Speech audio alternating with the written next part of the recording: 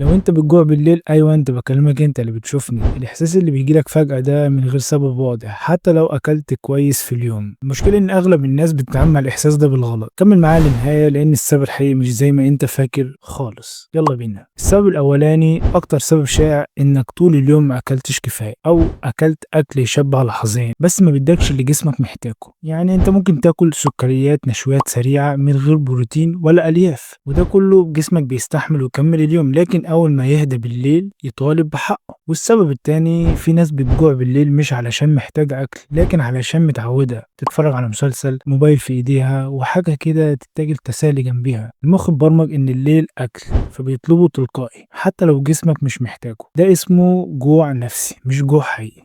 والسبب الثالث قلة النوم، تزود هرمون الجوع وتقلل هرمون الشبع، والتوتر كمان يخلي جسمك يدور على أكل يريحه. انت فاكر انك جعان بس الحقيقة انك مرهق. السبب الرابع يا صاحبي، اوقات كتير الاحساس بالجوع يطلع عطش، جسمك بيبعت اشارة وانت بتترجمها غلط. كوباية مية قبل اي اكل ممكن تغير كل حاجة. تعمل ايه لما الجوع يجيلك بالليل؟ اول ما تحس بالجوع بالليل اسأل نفسك اكلت كويس النهاردة ولا لا، وبعد كده ابدأ اشرب مية. حاول تهدي جسمك شوية، ولو جعان فعلا اختار حاجة خفيفة وصحية تاكلها، مش حرمان، ده وعي منك. الخلاصة يا صاحبي، مش كل جوع معناه انك محتاج اكل.